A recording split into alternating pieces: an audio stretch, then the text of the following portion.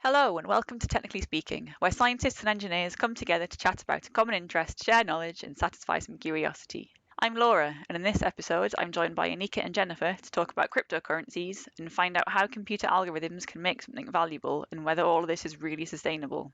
And we'll get into all that in just a second. But as some of you probably know from following our social media, the whole podcast team has been having a pretty weird time recently. So our last episode was about science versus engineering, and Rueda pretty much got straight back from traveling and went straight into managing that session, which was recorded in front of an audience from the Engineering Development Trust. And it sounds like it was pretty successful. They had well over 100 people in the audience, and they gave us some really great feedback as well. And I pretty much got straight back from traveling and went straight into editing, which was interesting when you're jet lagged. And Aneeqa, I know you were pretty interested in that because I was in Japan filming a documentary. Yeah, I think that's super cool that you got to go to Japan to film this documentary. What was the documentary about? I was out there with a team of scientists from the United States who were doing something with essentially a massive laser that's several kilometers long, and they're firing that at some crystals that are only just visible to the naked eye. And they're doing that to try and find out the structure of these crystals. And they have a whole load of data analysis in there that's quite a novel application. And no one's ever really done anything like what they're doing until now. It'll be interesting to see how the documentary turns out. There was a lot of drama when they were firing the laser and lots of things that happened along the way that make it really interesting. So I'm excited to see what the producer and the editing team come out with for that. Very cool. I'm excited to watch it myself. Yeah, well, maybe we'll talk about that in a future episode because there's a few members of the team that have been involved in documentaries in some way. So I guess we should get on with the main focus of this episode, which is about cryptocurrency. So Aneeqa, can you give us a fact that you know about crypto? So I know Bitcoin is a type of crypto, and that's a recognized country of two countries. I think El Salvador and the Democratic Republic of Congo. And I also know that crypto is decentralized and can be used to buy NFTs, which is something we might be talking about a bit later. Yeah, I think we'll come back to that. So I know very little about any of this, so I think I'm going to be asking lots of really obvious questions. Jennifer, what can you add to those facts? Yeah, I can expand on what you said earlier. So what Aneeqa just said, it's a decentralized ledger, which means that these transactions are stored on multiple computers or servers in a large network. So these servers are connected together in a network. What makes it interesting is that all of these transactions are stored not in a centralized location, but on all of these computers in the same network. This means that you can't just go into one of these computers or one of these servers and change a transaction. That's not possible because all of these transactions need to be validated across the whole network. So that's what makes it secure in a sense. These cryptocurrencies, they use blockchain technology. And whenever you make a transaction or need to make changes to a blockchain, you need to use a verification method. And depending on which cryptocurrency it uses a different type of verification method. Okay, so I guess I'm familiar with verification from things like two-factor authentication, like when you try and sign into a website and then it sends a code to your mobile phone. Exactly, yeah. Yeah, Cool. It's kind of similar. So you would use either like proof of work or proof of stake. Yeah, I guess we can discuss the difference and the impact of the two different verification methods later as well. You also mentioned blockchain, and that's a term that I've heard, but I don't really know what blockchain is. Can either of you give a definition of blockchain? I think blockchain is just what Jennifer mentioned is the record or the ledger of the transactions between the different servers or the computers. So it's basically just like a ledger of all of these transactions is the blockchain. Oh, okay, that sounds really simple. I always thought it was something really complicated. There must be more to it than that, though. They try and confuse you with all of these words. And also to add that these transactions are also public. Anyone can technically go in and see these transactions. You don't need someone in charge who has to be responsible for doing. Yeah. So I guess the word cryptocurrency to me suggests there is encryption in some way. That's obviously nothing to do with the blockchain thing, really, I've just learned. So do you guys know anything about the encryption that's involved other than that two-factor authentication type thing? I think a cryptocurrency is just kind of like any other currency, like pounds, dollars, etc. But first of all, it's digital, so it's not like a physical kind of piece of money. And it does use encryption techniques, like you mentioned, to control the creation of those units of money, whether it's Bitcoin, whether it's Ethereum, or these different types of cryptocurrencies. And also to like verify the transfer of those funds between different computers. I'm not really I don't think this is where the crypto part comes from, but for proof of work, so whenever you want to make these transactions in the blockchain, there's like a competition between these miners or the people, like a bunch of people that want to make the transaction because they get compensated for it. So there's like a competition between how quickly they can solve these cryptographic algorithms or some equations, and the one that solve it the quickest gets to validate the transaction and they get some reward for it. So basically the people or the group, the person who has the most powerful servers are obviously going to be able to solve these the quickest. So it's often the more wealthier or like the more resourceful groups of people that get to do the mining the most. So the other verification method, proof of stake, they're not called miners anymore. They're called validators, the people that do or create these transactions or make the changes in the blockchain. In the proof of stake verification method, they're chosen randomly. So it's not based on how powerful servers you've got. Okay, so I've heard of Bitcoin mining, and all I know is it involves quite a lot of computational resource, like you just said. Like I remember hearing about it probably 10 years ago, and you pretty much needed lots of processors networked together, all working on a bit of the problem to do it. But I don't know anything about the validation method you just mentioned. No one really talks about that. Is that a bit more niche, or is it just not talked about because it's not so competitive? No, I think it's probably because it's more of a recent technology. And I mean, Bitcoin uses a bit older blockchain technology. The more, recent cryptocurrencies use proof of stake. So yeah, I would say it's just because this proof of stake method is newer. It's more recent. Okay. I've also heard of something called non-fungible tokens, or NFTs, in relation to the whole cryptocurrency thing. I say thing, I'm not entirely convinced by it at the minute. It's something I tend to avoid because I don't understand it. So what's an NFT? What's a non-fungible token? I think we can define fungible, which I think has got like some legal ramifications.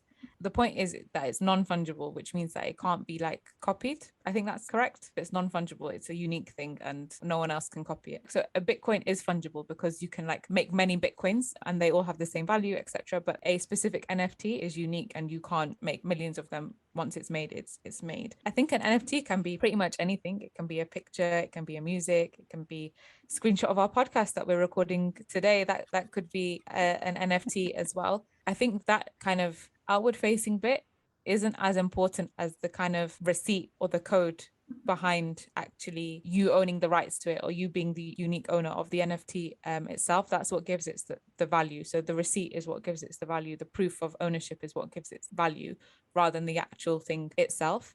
And you need to use cryptocurrency, typically Ethereum, I think, for NFTs, which is a type of cryptocurrency. But yeah, you purchase them using Ethereum. I may have confused everyone with that explanation. What I understood was that it's a virtual object. It's something you can see on the screen or you can listen to. It's something you can interact with in some way. But it's registered on this ledger that uses blockchain, and you can't buy it using normal currency, only this currency that's generated through either mining or validation. Yeah, and so it's on that blockchain that there's a track of who's holding the NFTs or who owns like a specific NFT that's stored in that blockchain on the Ethereum blockchain between all of those different servers. That's where the information is that someone owns an NFT. That's why you have to use Ethereum, I think, at the moment. Okay. Also, one important feature is, so with Ethereum, you use something called smart contracts. And I think these are also the ones that are part of what Aneeqa just said. It kind of shows the ownership of the NFT. So it's like any other contract. It's just that it's a digital format. Yeah, it will be recorded in the Ethereum blockchain. So I can see that the virtual object I can interact with, I can show that off to people in some way, right? Yes. But there's nothing to stop people from making a copy of that virtual object and trying to claim that it's the NFT. Yeah. I mean, they wouldn't be able to prove it. They wouldn't have that certification, but they can show it off to people and go, look at my NFT and try and trick people. No, so that's a really good point. So the NFT is meant to give you something which can't be copied, which is the ownership of the work.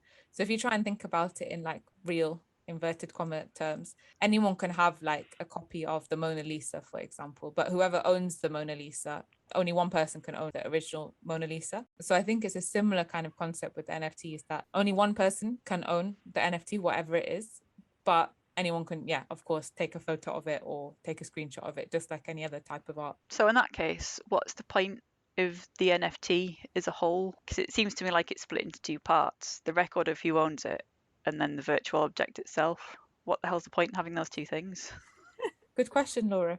I guess this is similar to like, yeah, as we were talking before the podcast, what is the point of Gucci? What is the point of Prada? What is the point of all of these things to show off to people that you own this thing? I think that is part of it for some people, like saying that, yeah, they own this thing just to show off.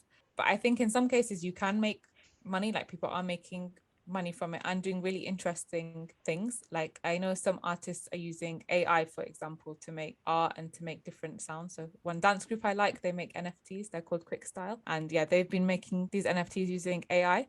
That's pretty cool. I'm not saying that's... Are you saying that they make a piece of music that is only valuable because it's registered on this ledger and it's bought using cryptocurrency and no one else can own a version of it? Is that right? Yes. So because they use AI, they're all slightly different, all of those kind of outward facing parts of the NFT as well as having the unique ownership code, which gives it value. The other thing I've been seeing as well is some people are trying to link the virtual world with the real world as well to give people perks to having the NFTs. So whether that's like having a say in the direction someone might take with a project or things like that. That's another thing I think that's being explored at the moment. Okay. So say I, for some reason, okay, first of all, I guess, how do you get hold of cryptocurrency? You can mine it, right? But you can also buy it because it's worth monetary value. I think is it about $1,500 its current worth? I think I was looking the other day per Bitcoin. You can buy it, and kind of like any other asset, stocks and shares, I think it's a pretty similar principle. It can go up, it can go down in value. So yeah, you can directly buy it as well as mining it. You would have to get like a special account and like a digital wallet that only holds cryptocurrency. So there are certain platforms for that you would have to get registered in and then buy these currencies. And then I guess I have to go somewhere else to buy an NFT. I get the impression this is like some sort of virtual bidding space. Yeah, it's like a marketplace specifically for NFTs. I think, yeah, OpenSea is one of the biggest ones. Is it kind of like eBay where you can either buy it at the price that's been set or you can bid for it? Yeah, it is. There's like some options as well. That helps me understand what it is and what I might want to do with it. Although I think I can see the value of like a Gucci handbag or a pair of shoes that are well made and hold their value over a virtual object that I can only really prove that it's mine because someone goes and looks at the ledger. I find that a bit odd. It makes me think about, these people that owned like loads of a Bitcoin and then they lost their password, and then you also have like this secret passphrase as well, and they lost it as well. And then because you've lost these things, you can't, there's no way to show that you own these assets. So then, you've lost all the money because this is how you're identified through these passphrases and your password. So if you lose these things, then, that's it. That's why it's like really anonymous. They call it bit rot, this phenomena of what Jennifer just described, of whether you forget your password or file formats might change or the image might get like just like another piece of art might lose its quality over hundreds of years. Data storage media doesn't last, does it? It's always prone to errors, especially if you keep copying it. Yeah, what happens if some of that data gets corrupted somehow? Something keeps popping on my newsfeed about a person that had some Bitcoin on a hard drive and he threw the hard drive out. This is years ago when it wasn't particularly worth a lot of money, and now it is worth it. He wants to drive back and he's not allowed to go and look in his local dump for it because it's too dangerous. I don't know if it's the same story, but I think it's because he stored the secret passphrase or something there. And if he has access to it, then he can get, I don't know how many millions of dollars or whatever. Right. Because I kind of assumed that it was like losing your wallet with a load of money in it. But the Bitcoin isn't actually stored anywhere necessarily, is that right? It's decentralized. That's the point, that it's not on one thing. Yeah. So it's on all of these other servers. But yeah, as Jennifer said, probably he had his password or phrase. If that's the only way they can identify you. It's like, I mean, if you lose your bank card, you can just go to your bank and say, I lost my bank card. This is my identification. And then they say, okay, cool. We'll send you a new one or whatever it is. But with cryptocurrencies, so you have a password and then you have this secret phrase, which is like 20 words or something like this. And if you forget your password, then you have this long phrase that you can use. But if you lose both of them, that's it. You don't have access to the account and you lose whatever assets you have there. That will definitely be me. Yeah, I forget passwords and lose things all the time. So I stand no chance of getting rich from having Bitcoin or NFTs from the sound of it. Are we all going to be doing stuff with cryptocurrency in the future? Or do you think traditional banking is here to stay? I think both of them are here to stay for a while, at least just from my perspective as someone who understands neither traditional banking nor cryptocurrency. And this is just from my very naive kind of perspective. I think there will be both. I think there's advantages of cryptocurrency in the decentralized bit, because I think in principle that's pretty fair, that there's not one person or one organization controlling what happens to a currency, whether it will go up or down, because I feel like, especially at the moment with the cost of living crisis and the crisis the world is going through, how the economy is controlled can be really unfair to a lot of people. So having something that takes that control out of a few elites sounds like a good thing from my perspective. But that's not to say it's without its disadvantages. So one thing we've not really discussed is that to mine cryptocurrency can be really, really energy intensive and really bad for the climate. And again, that's another huge crisis that we're going through in terms of climate change and the environment. So I think neither are ideal, but both have some good points and bad points. Yeah, we kind of touched on it takes quite a lot of computational power to mine Bitcoin. I still find that phrase weird. I guess it's kind of like you get visions of mining for gold, don't you? And it's nothing like that at all. I just picture in my head, it's Snow White and the Seven Dwarfs, with their little pickaxes inside computers, just mining Bitcoin. But maybe it's a good word for it, considering how energy intensive it is. Just like traditional mining, right? Yeah. But I wanted to add to the decentralized currency bit versus these regular bank-backed currencies. And that is, when you make payments from through your bank or from one bank to the other, or when you want to buy something, there's this process that takes place with multiple middlemen or intermediaries. And like Aneeqa just said, cryptocurrencies kind of eliminate that because it's peer-to-peer transactions. So there's no one that's there to meddle around or anything. In which case, who controls the network that the cryptocurrency is stored on? Is that the right term? I guess all these servers that are part of the network, basically. For traditional banks, it's kind of like the central bank of the country that sets up the kind of railway for the payment system. So all these transactions go through there. And then you have this kind of whole process where you have to do the clearing and the settlement, and that can take some time. And I know cryptocurrencies, there are some transactions that take time, but for example, if more of these cryptocurrencies move over to proof of stake, they can be much quicker than our traditional transactions that go through our traditional banks. Yeah, it uses more kind of advanced technology. And without the impact of climate, right? With the proof of stake. Yeah, exactly. So we wouldn't have the middle people, and you wouldn't have that impact on climate of the proof of work concepts that came before. Because it's actually quite slow, proof of work as well. I read that it would do 15 transactions per second.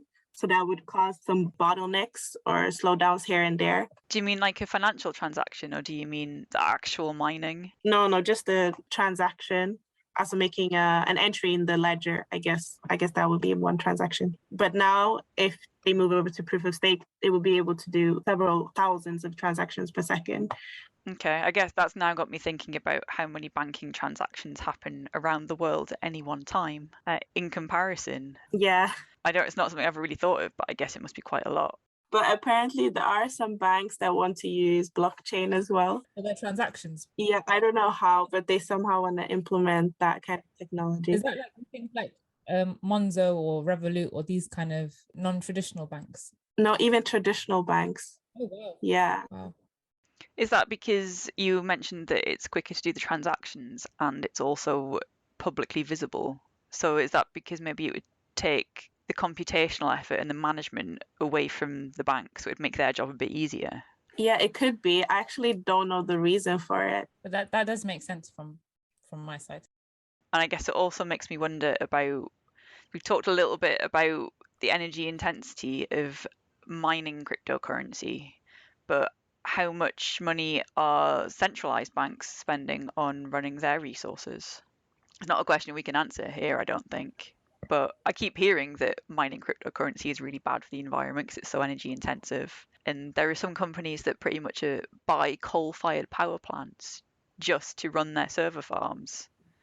Yeah. And they use the coal because it's cheap. Because there are instances of data centers that I think a lot of them are based in, I want to say it's Finland or something, because it's quite cold and they need cooling.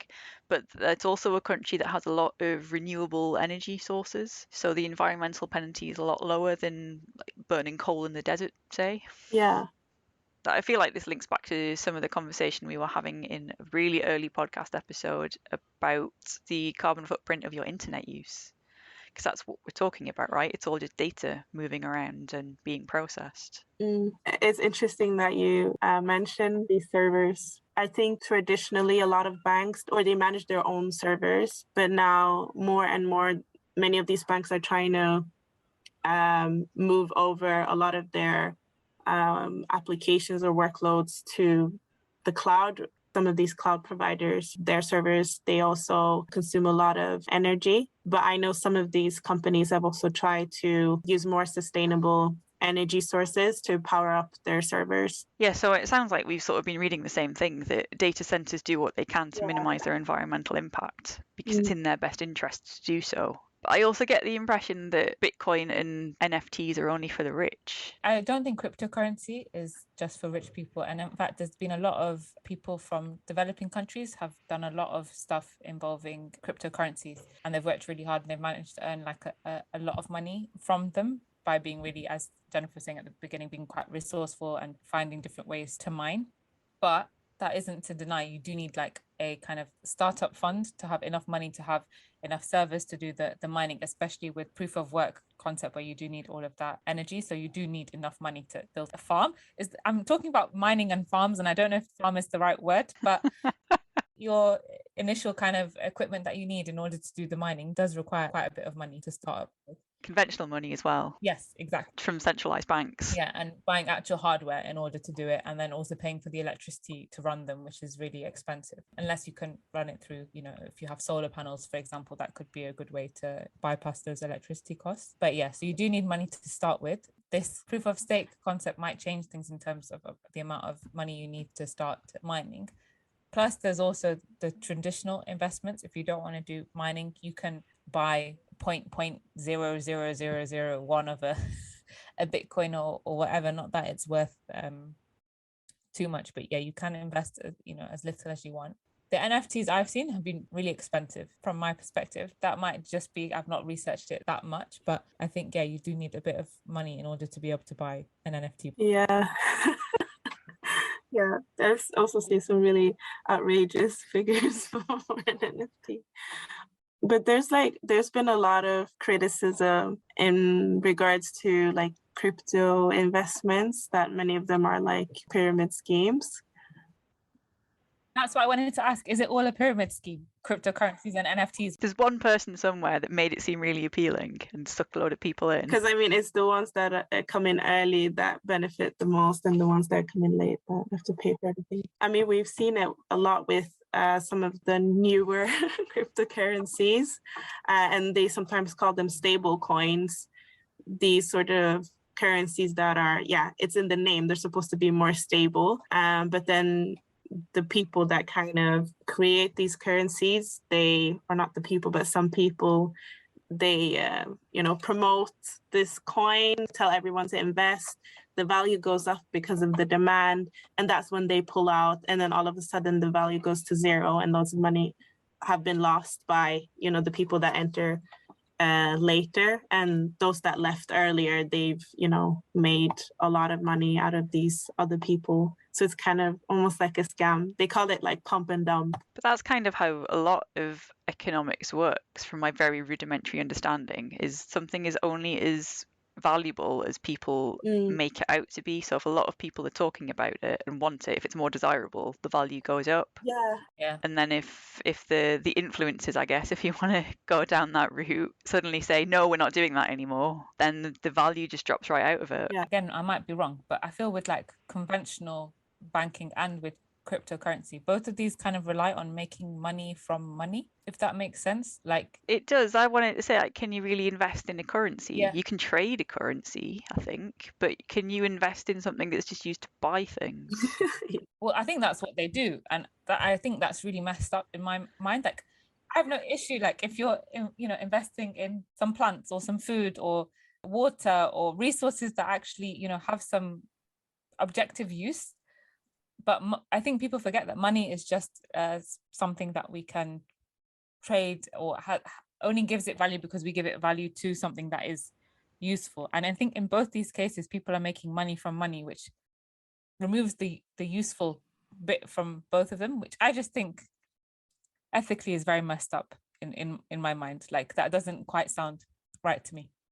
Yeah, no, I get what you mean. I would rather have a warm house and food on the table, these tangible things, than either a wad of cash sitting under the bed that I possibly can't do anything with, or something in cyberspace that if I lose the password to, then I'm stuck.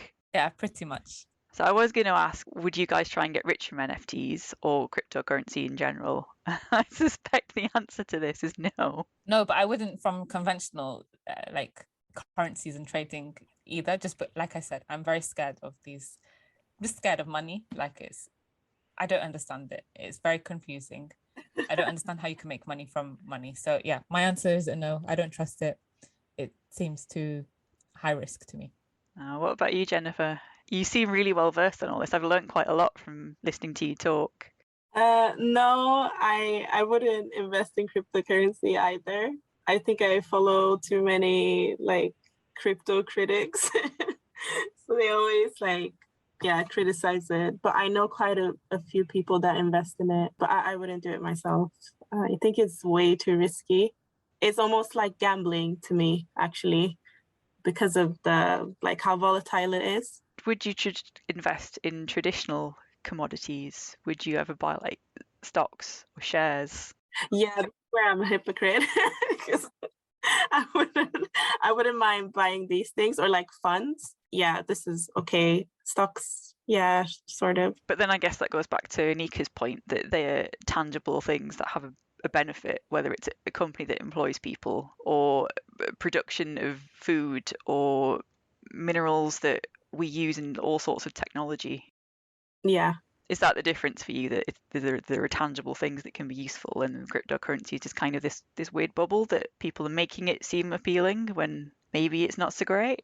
Yeah, I try and make informed investment decisions, and I try and do some good research and make sure I don't invest in any weapons manufacturing companies or anything like this. But also, I feel I'm a hypocrite as well because I have a pension, and they invest in all of these things, including, I think, probably weapons and all of this stuff, because I think they don't care as long as they can make money.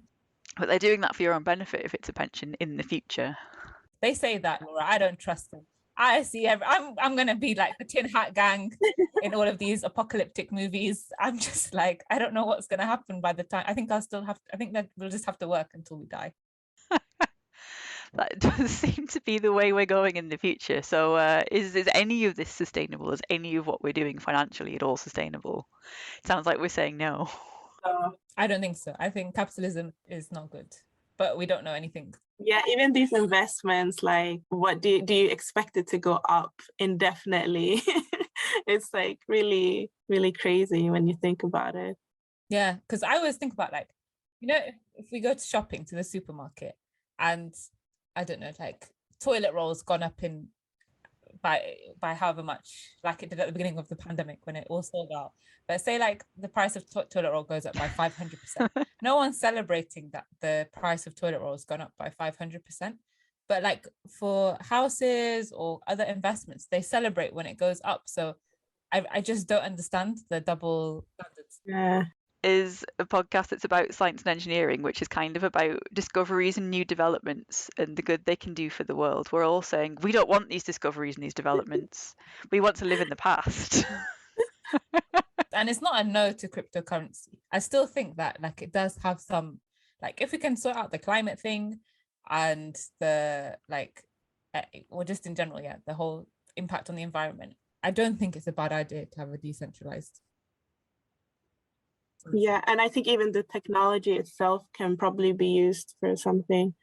Although there are some critics that say, they don't think so because it's been around for a while and it hasn't been used for anything useful. But you never know.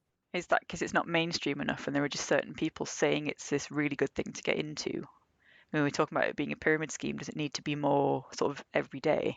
I think we need a proper education system in it because like as we discussed today, we went through a lot of information.